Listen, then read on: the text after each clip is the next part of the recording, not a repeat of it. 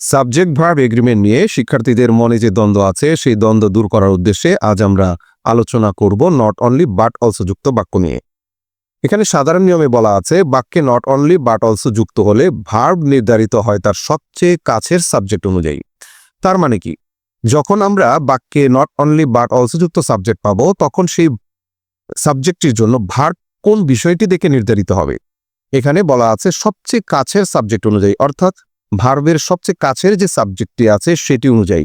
এবং এখানে আরেকটু বোঝার জন্য বলা আছে অর্থাৎ দ্বিতীয় সাবজেক্ট অনুযায়ী, অর্থাৎ নট অনলি বাট অলসো যুক্ত বাক্যে দ্বিতীয় যে সাবজেক্টটি থাকবে সে অনুযায়ী ভার্বের অবস্থা নিরূপণ হবে। আমরা এক্সাম্পলে দেখে নিচ্ছি যে এখানে আমরা দুইটি বাক্য যুক্ত করেছি নট অনলি বাট অলসো দিয়ে। তো প্রথম বাক্যে আমরা দেখতে পাচ্ছি নট অনলি দ্য টিচার্স, এখানে কিন্তু প্লুরাল আছে, বাট অলসো দ্য প্রিন্সিপাল, এখানে আছে সিঙ্গুলার, ইজ প্রেজেন্ট। এখন ইজ কেন হলো? এখানে যদিও টিচার্স প্লুরাল আছে কিন্তু ভার্বের সবচেয়ে কাছের যে সাবজেক্টটি সেটি কিন্তু সিঙ্গুলারে আছে, অর্থাৎ দ্বিতীয় যেই সাবজেক্টটি আছে সেটি সিঙ্গুলারে আছে, এই জন্য ভার্বের অবস্থানও কিন্তু সিঙ্গুলারে হয়ে ইজ হয়েছে।